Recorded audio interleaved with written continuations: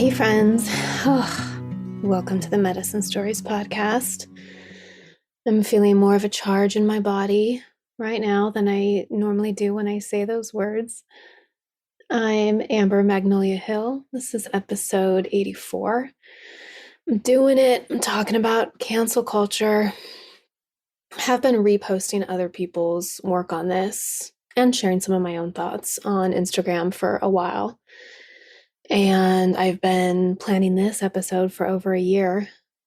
And thank you to the person who just left a ridiculous comment on a photo I posted on Instagram that had nothing to do with the photo, that encouraged me to finally just sit my ass down and talk about this, share my own thoughts and share the work of others on this. I am sure.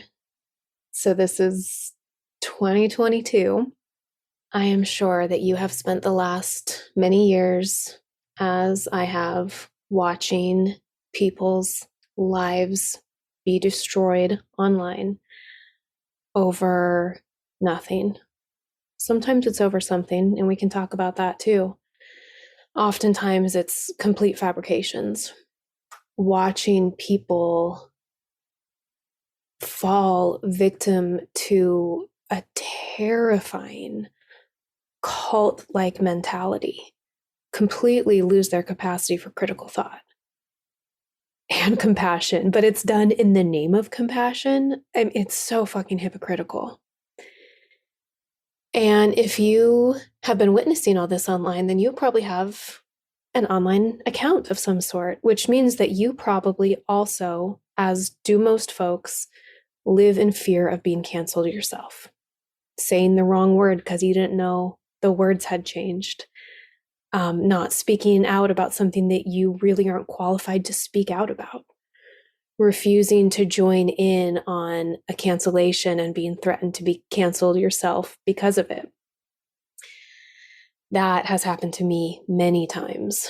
I have never been canceled myself, but I have received many messages and comments over the years telling me, this person that you follow or that you interviewed, or I saw you mention their name once, I don't like what they're doing. And if you don't speak out against them, then you condone what I think they're doing or saw them accused of doing, or what. It's just a mess. You know this, I know this, especially having a podcast. So at least 5 people who I've interviewed have been canceled, some more brutally than others. I did delete an episode during the first of these cancellations. I'm going to talk about that more at the end. And then I realized I wasn't going to do that anymore. And I will be reading my statement on that I wrote last year in a bit here. And it's scary, it's scary when people write me saying, hey, if you don't participate in this call out, I'm going to call you out. If you don't actively engage in trying to destroy someone's life, then that means you support whatever they're being accused of, whether or not it's true and whether or not you actually would ever support that kind of behavior from someone. Even though it's been scary, my stance has been to not join in on that. Although I have in the past. It's been 3-4 years now since I've decided I'm not participating in this anymore. Logically, it doesn't make any sense.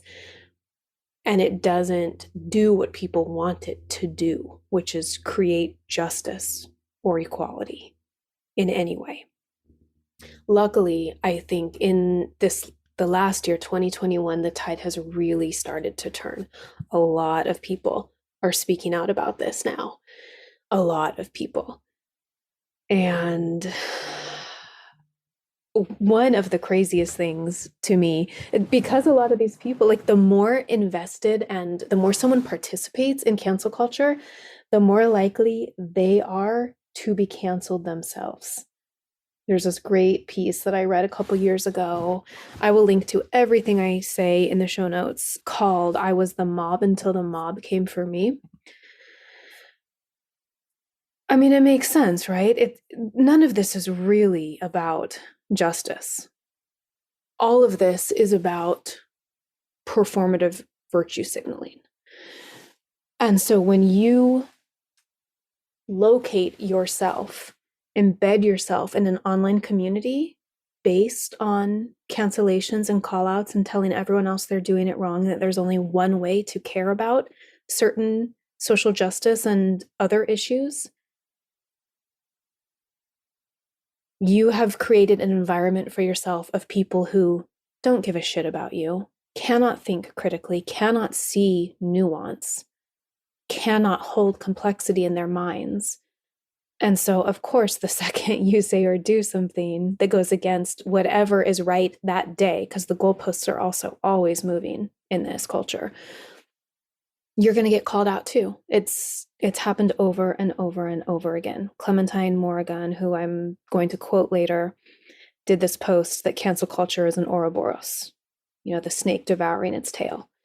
It is never ending. And it's just like a guarantee at this point that if you participate in or lead these cancellations, you are going to get canceled down the line, because this is the community and the mindset that you have chosen for yourself. I know I'm speaking like you. I think probably a lot of my listeners, because I have worked hard to grow an audience of critical thinkers and empaths, or empathic people, compassionate people, I think probably a lot of you don't participate in this. And a lot of you are recovering participators. And I'm putting this episode out because I know there are also a lot of you who don't know that there's a huge pushback against this. A lot of you who think this is the only way to do social justice work. This is the only way to care about other people. And of course it is. And it's the fucking opposite of that, right? It's insanity. So, okay, I'm going to start here by reading my statement on this podcast and call out culture. And then I'm going to read Megan Jane Crabb's recent post from Instagram about this, just because it's good and she says it better than I'm saying it. This is why I'm reading these other people's work, is because they have touched on some of the nuances here that I wish to share today. And then I'll be reading a post from Clementine Morrigan, which I found right on. This is someone who has been brutally canceled multiple times. And then some words from Africa Brooke, who has also just done amazing work around this. I'm so grateful for these three women and their positions. And there are so many more people than just them. Okay, these are just the folks whose work I have come across and really resonated with. And then after that, we're going to talk more. We're going to talk about alternatives. We're going to talk about why shame is not a social justice tool, and about how cancel culture parallels the witch hunts in one really specific and terrifying way. So here we go. So I posted this both in the Medicine Stories Facebook group and on my blog in March 2021. I decided long ago, after having done it once, that I will not be removing podcast episodes just because my guest goes on to say or do things that some people, even myself, find disagreeable. I am not responsible for the words and actions of the people I've had recorded conversations with, and my having spoken to them once does not mean that I condone everything they've ever done or said, or will ever do or say in the future. I am not here to intellectually coddle my listeners, and it's horrifying to me that some people think it's my or any, quote, influencer's job to tell people who or what they should or should not believe, follow, or be aligned with. In many cases, I see extremely complex issues, one big gray area, reduced to a few highly charged talking points, collapsed into black and white. I see what clearly are and need to be both and conversations forced into either or conversations, which take us nowhere fast and will never be the way to arrive at the solutions we so desperately need for the complex societal problems we face. Though I have enthusiastically participated before, In recent years, I have distanced myself from cancel culture. It doesn't work. No one learns or grows. This has been closely researched by social scientists. It only entrenches people deeper into their beliefs and behaviors. In actuality, it does the opposite of, quote, holding people accountable. Please read that last sentence again. In actuality, it does the opposite of holding people accountable. Cancel culture doesn't work. We'll talk more about that in a minute. I frequently get asked, and sometimes bullied, to remove episodes or speak out against people, and threatened that I will be called out too if I don't comply. This is a game I refuse to play. This has happened with numerous guests, and it's to the point now that when I schedule a new interview, I ask myself, what might this person say or do in the future that will get them called out and me in trouble for once having interviewed them, which is completely insane and unsustainable.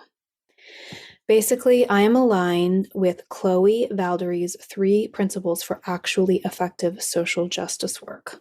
1. Treat people like human beings, not political abstractions. 2.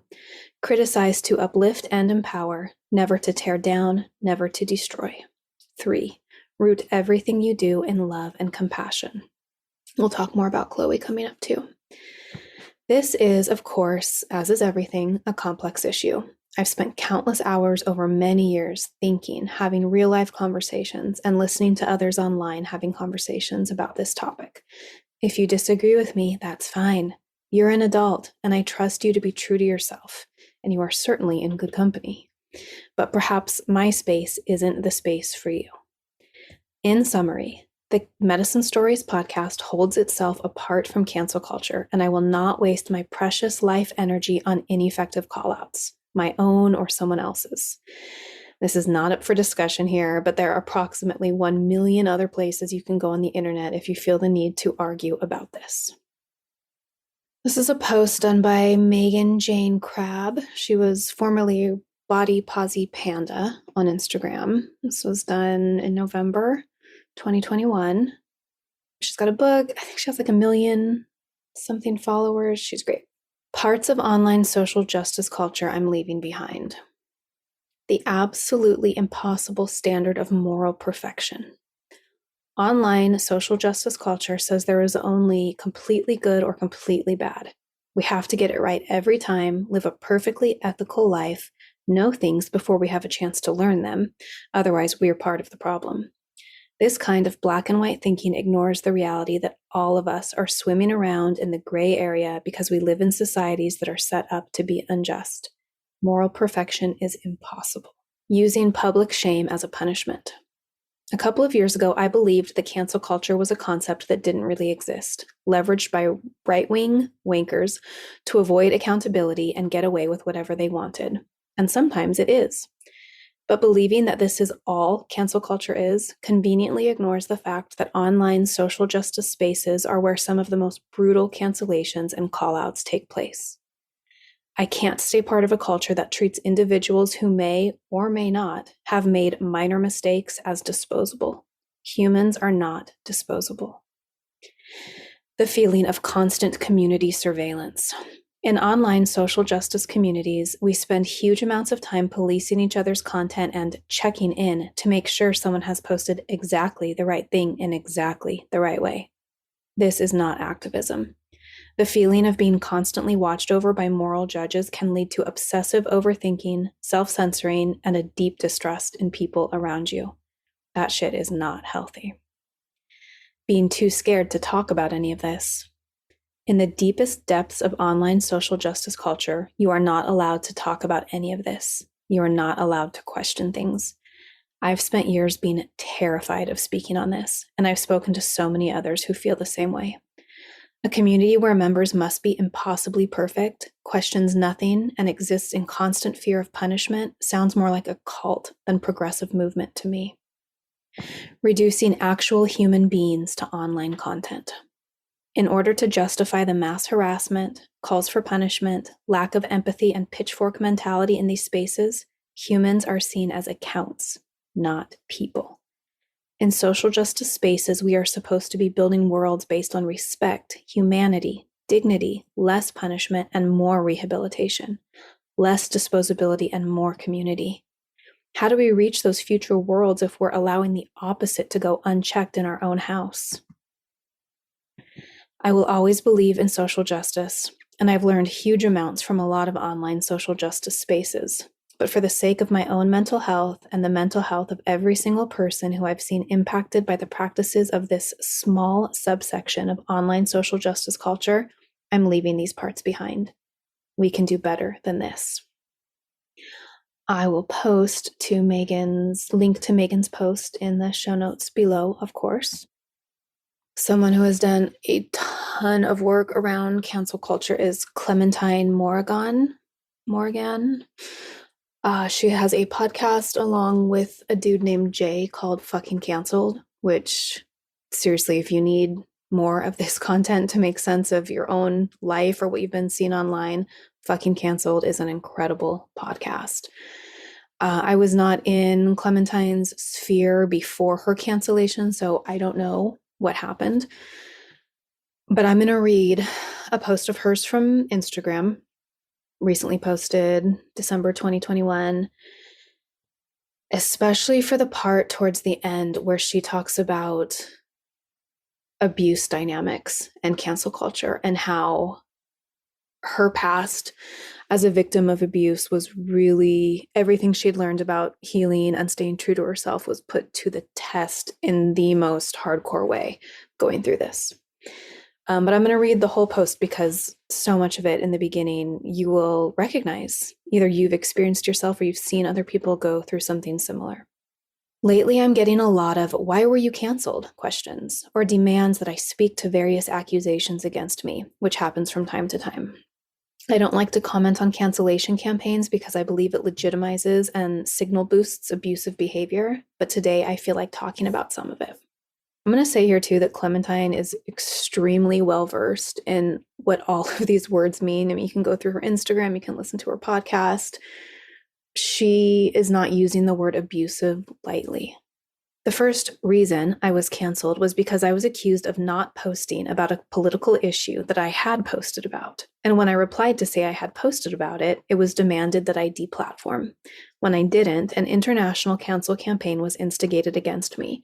That resulted in me having to move because the people I lived with wanted me to do an accountability process, losing most of my real-life friends and community, and receiving incessant, overwhelming harassment.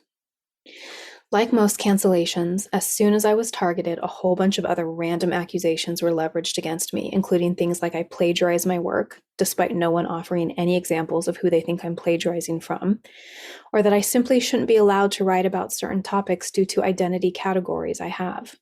Because I didn't lie down and take this abusive nonsense and instead stood up for myself, the harassment became more and more intense and inventive, with total strangers making weirdly specific claims about me that have no basis in reality at all. I've been accused of such far-ranging things as being a cult leader for an American sex trafficking cult, a, quote, literal Nazi, alt-right, an abuse apologist, and an abuser, despite no one actually claiming I abused them, among many other things. It's completely absurd. I am quite obviously and clearly a leftist. I oppose racism and all forms of dehumanization strongly and clearly in my work and in my life, and I have no ties to any sex trafficking cults. I think it is hard for most people to imagine what it's like to have an international game of broken telephone slander leveraged against you, where any person can say any random thing about you with no evidence at all and have it shared to thousands of people. But here's the thing. I'm not here to claim purity and innocence because I actually don't believe that my right not to be slandered or harassed is based on my moral purity. I'm a human being and my right not to be harassed and slandered is inherent. My right to material security, community, and freedom from abuse and harassment is inherent. That's what I believe as a socialist and an abolitionist. I actually have done abusive things in my life because I have complex PTSD and was a formerly street-involved alcoholic having mental health crises everywhere I went. I'm not being canceled for any of that, though. I'm being canceled for absurd internet nonsense, recasting conflict and disagreement as abuse, having my own leftist political opinions, not turning on other people who have been falsely accused and slandered, and for being an open critic of cancel culture. And no, I don't believe that I have the responsibility to publicly weigh in on each false accusation against me, especially when they are so vague and have no specific content to begin with. I won't legitimize this abusive behavior by taking it seriously. I also don't believe I need to publicly list out every actually fucked up thing I've done in my life for public consumption. That's not what responsibility is. Responsibility means understanding and changing behavior in an ongoing way, and making direct amends and actions of repair wherever possible, all of which I have done. If you know me personally or know my work, you know that I am a deeply self-reflective person. I have over 10 years of therapy under my belt. I have been sober and in 12-step programs for almost a decade. I have many tools and practices for looking closely at my behavior, talking about my behavior with trusted people, and taking responsibility and making repair whenever I have acted outside of my integrity. None of the justifications for my cancellation are examples of me acting outside of my integrity. In fact, I have received a huge amount of harassment and punishment for remaining firmly in my integrity despite massive social pressure. Being canceled is actually the biggest test of what I have learned in trauma recovery. Like so many other abusive situations in my life, I was expected to submit, betray myself, and co-sign the distortions of the people abusing me. Like so many other abusive situations in my life, I knew that standing up for myself and staying in reality would result in further punishment. And because all of this was playing out on an international stage, I knew that the consequences in my life would be far-reaching and severe. But I chose to stay in reality and in my integrity. I chose to say no to people who are behaving inappropriately and abusively toward me. I am proud of myself and I stand confidently and firmly in my integrity. People will say all kinds of weird shit about me, wild shit about me, and that behavior is their responsibility, not mine. I hope one day they have the courage to look at their behavior and take responsibility for it. Until then, I'll be holding my boundaries and keeping my distance. If anyone is curious about who I am and what I believe, you can hear all about it at length in my huge body of work. My integrity is apparent and I don't need to prove anything, especially to people who behave in ways that have no integrity at all. So I was just really moved by the part, like so many other abusive situations in my life, I was expected to submit, betray myself, and co-sign the distortions of the people abusing me. I mean, how many times have you seen this happen? How many times have you watched someone get canceled online and just be bullied into the fucking ground to admit that they did something that they either didn't do or didn't do in the ways it's being portrayed? I would say the vast majority of cancellations I've seen, there's no truth to it at all. It's a severe twisting of something that happened or something someone said. I have seen a few where the person's like, yeah, I did do that. And I'm here and I'm trying to make amends, but that's not actually what the mob wants. The mob does not want amends to be made or learning or growth or healing to happen. They want to fucking ruin people's lives. They want people to disappear and not exist anymore. Somehow they have the absurd notion that that will bring justice. It only leads to dehumanization, which will only lead to further injustice. I mean, I literally just can't wrap my mind around people thinking this is the right approach. So Brene Brown has a podcast episode called, I think it's what's called, Shame is Not a Social Justice Tool. It really helped me to clarify my own thinking around this. When someone goes into shame, they are shut down to learning, they're shut down to connection. They get in a deep fight or flight and like self-preservation mode, just trying to survive, especially when they're being so strongly socially ostracized. This is like literally next to death, the deepest fear of the human being is to be socially ostracized. Because what this meant for our hunter-gatherer ancestors who were we were hunter-gatherers for 99% of human history. Physiologically, we are still wired exactly the way they were. And what it meant to be ostracized was death, was you don't survive. because you did not survive by yourself back then, and you do not survive by yourself now. Even though you can go to the grocery store and feed yourself and get water from your tap, emotionally, spiritually, no one survives being completely ostracized from all other humans. It is so deep in us to have a full-on physiological reaction to being canceled, to the threat of losing the relationships that we value, the people we love. So if the mob is claiming that canceling someone is the only way to, quote, hold them accountable, they're fucking lying. That's bullshit. And maybe they didn't know that at first. Maybe collectively we didn't realize that at first, at the beginning of cancel culture. But I think now most people do realize that. Shame is not a social justice tool. It doesn't work. It doesn't work. There's no reason to continue as if it's going to work.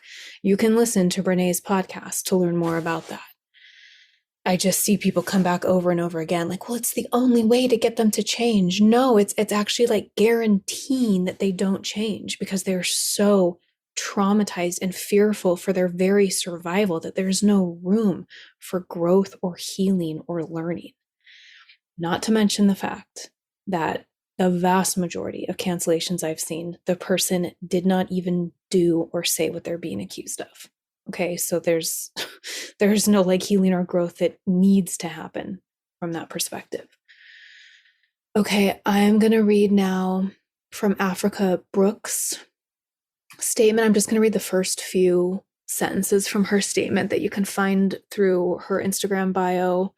Obviously, I'll put in show notes too, called An Open Letter, Why I'm Leaving the Cult of Wokeness. She writes, if there's one thing I'm not afraid of, it's being canceled. If being canceled means me living in integrity as a human being who thinks for themselves, cancel me today. I repeat, I am not afraid. What I'm truly afraid of is existing in a world that forces me to submit to an ideology without question. Otherwise, I'm to be shamed or pressured to shame myself and cast out of the community. This open letter is much longer than that. It's from the perspective of a Black woman. I will let you read what she has to say about that for yourself. She has done some other fantastic posts on Instagram. Here's one that's a variation on those sentences I just read. If being canceled means me living in integrity as a human being who thinks for themselves, questions everything, values truth over popularity, compassion over punishment, and chooses to have firm boundaries around what I will and will not accept, cancel me today. Instead of walking through life righteously demanding that strangers in all corners of the planet do the work, what if you placed more focus on cultivating self-accountability, self-responsibility, and practicing self-reflection so that you can strengthen your own self-awareness? Do we actually want people to change for the better, or do we want to punish and shame them until they have no ounce of dignity or worthiness left? What will satisfy the mob? That's the question. What will satisfy the mob? Mob mentality is terrifying. It is so scary to see what people are willing to do to fit in, and especially to not be canceled themselves.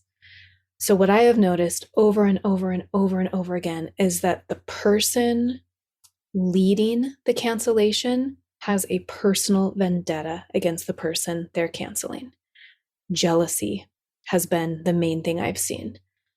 Oftentimes they hold the person on a pedestal, they admire them, they love their work, and then either the person held on the pedestal doesn't respond to their bids for friendship, maybe because they have a ton of followers and are doing really important work in the world and don't have time for every fawning fan.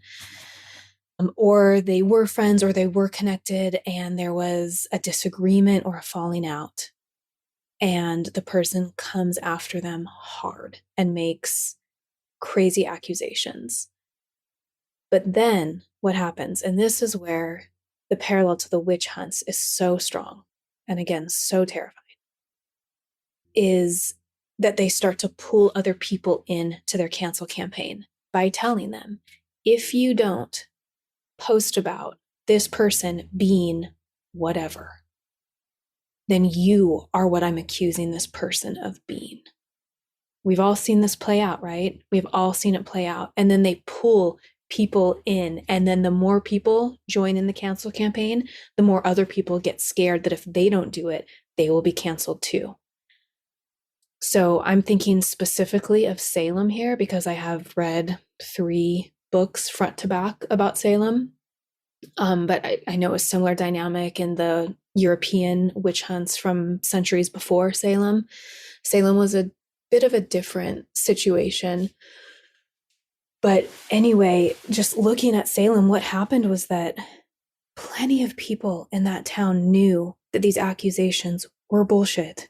They knew that witches didn't exist in the form that they were being accused of. They knew that there weren't women and girls in their town who were cavorting with Satan in the night and casting spells on other villagers.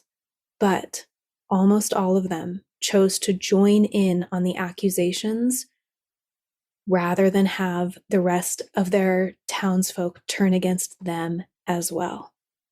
The few people who refused to join in because they had integrity enough to say, I'm not playing this game, this is so dangerous, were killed. An old man in Salem was pressed to death, it's called. They have this device, they keep putting heavier and heavier blocks and weights on top of it. This was an old man telling him, oh, tell us again, what did the witch say to you in the night? And he's like, nothing, no, this didn't happen, this isn't real.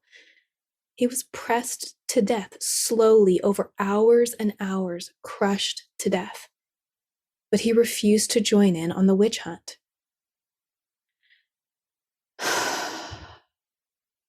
I mean, not that I fully blame people in that situation, like who wants to be pressed to death? Who wants to have their entire livelihood destroyed?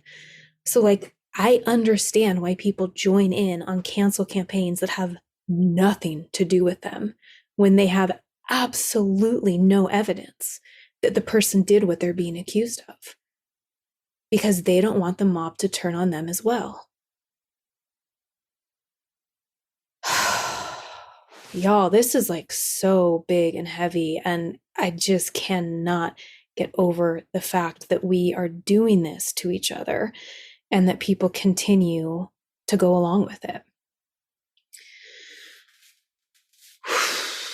People are super complex. I really love Clementine's post because she admits that she's done fucked up things. And in the cases where the person being canceled has done fucked up things, again, how is it creating anything remotely resembling justice or healing to destroy their lives over it? We've all done fucked up things. Humans are vast. We contain multitudes.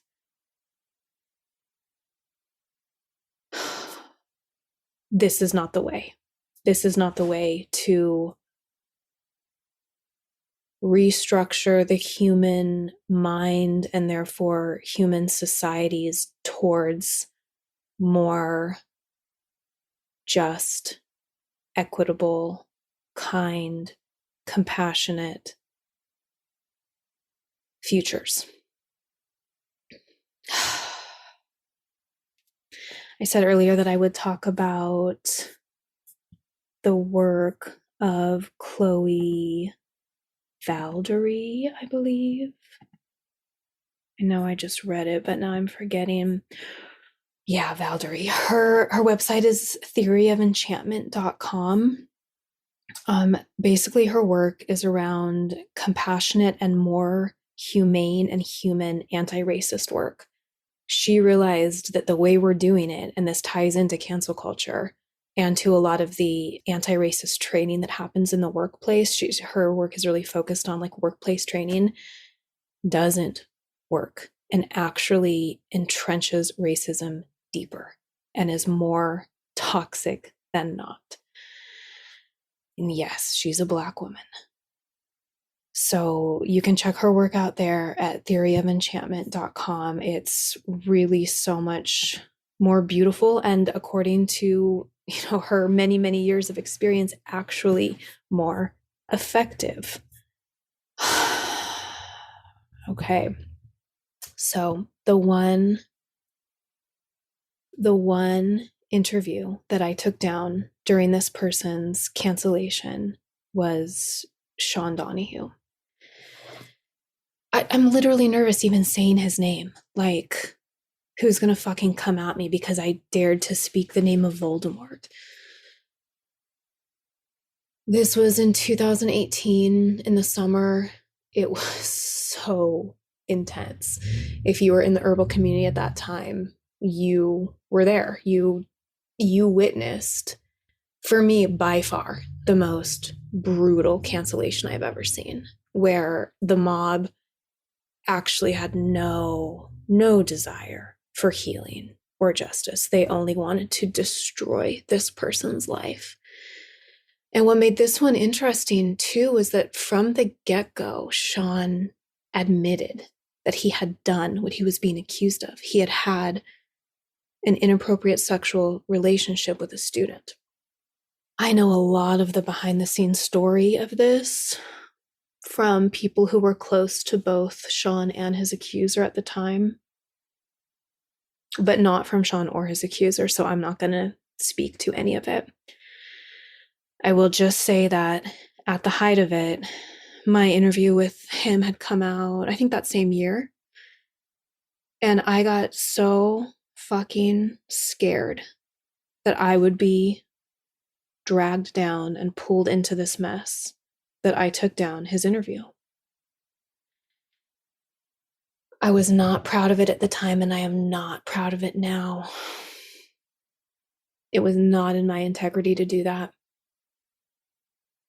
I'm ashamed that I did it.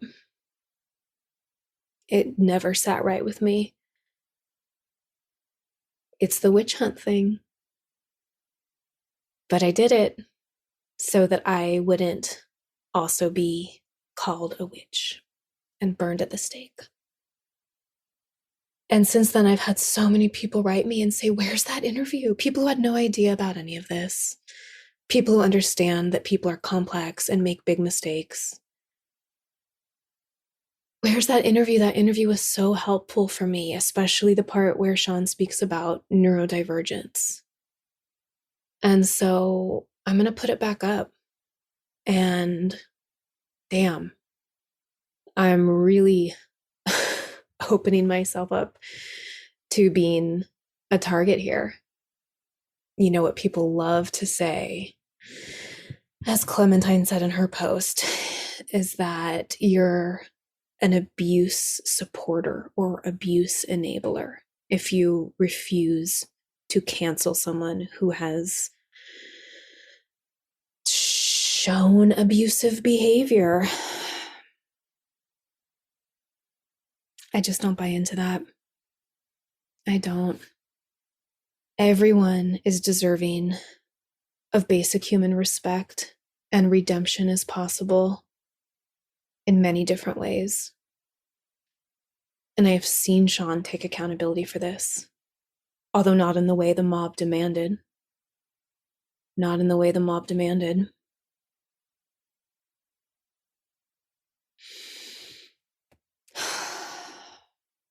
So I'm going to release that interview with him the same day I release this, knowing full well that I'm opening myself up to a possible cancellation campaign, but also knowing full well at this point, although I have seen this destroy people's lives and mental health in such deep ways, that most of the people who follow me, listen to me, are my audience, are too smart for that shit. I've seen this with other people. Their audience is too smart to fall for the accusations. Of course, there's always going to be some people who either genuinely believe it or who are too afraid to say they don't believe it. But for the most part, I trust my online audience, even the perfect strangers to me, and I absolutely trust the people in my real life who love me. My husband will not cancel me. My children will not cancel me. My family and my close friends. My ancestors will not cancel me. The plants and the earth outside my door will not cancel me. My kittens and my chickens will not cancel me. This reminds me of something I've heard a lot on the Fucking Canceled podcast, which is that as terrifying as it can be for people to be canceled, and as much as they can lose important relationships and income and months or years of mental stability and emotional wellness, what most people come to realize is that the mob can't take anything real away from them. The air that they breathe, the sun on their face, the people who really love them. And what I've heard from so many people too is that it roots them deeper and more strongly in who they really are and what they really believe in. Once you've walked through that fire of being canceled, you can fucking say whatever you want. No more self-censorship, because that's something we're all doing, right? We are all self-censoring. I have not put this podcast out, even though I've wanted to, because I've been self-censoring. And then they become more powerful and they attract more of the right people to themselves. And I'm not saying I want this to happen to me so that all those good things can happen to me, where I realize what's real and I step into my power. I don't want to be canceled. I don't want to have the whole fucking internet lying about me. But I'm also not willing to sit back and be quiet about what I'm seeing anymore. And I also want my audience to be thinking about these things in a complex, nuanced, logical, rational, critical manner, so that none of us participate in this extremely toxic cancel culture anymore, which does not do what it wants to do, which is create anything remotely close to justice or healing. Thank you for listening. Thank you for understanding. All the links will be down there in the show notes. There's so much talk about this these days, so I know there's a lot more out there.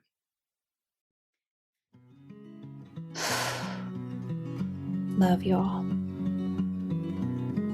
Thank you for taking these medicine stories in. I hope they inspire you to keep walking the mythic path of your own unfolding self. I love sharing information and will always put any relevant links in the show notes. You can find past episodes, my blog, and our handmade herbal medicines at mythicmedicine.love.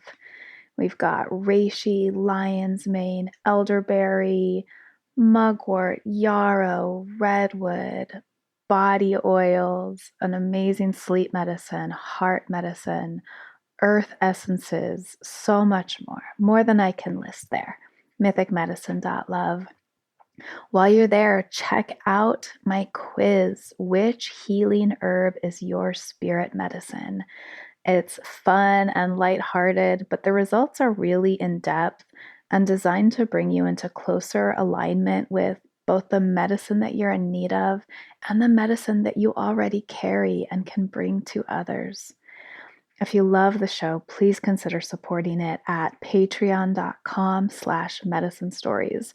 It is so worth your while. There are dozens and dozens of killer rewards there, and I've been told by many folks that it's the best Patreon out there. We've got ebooks, downloadable PDFs, bonus interviews, guided meditations, giveaways, resource guides, links to online learning, and behind the scenes stuff, and just so much more. The best of it is available at the $2 a month level.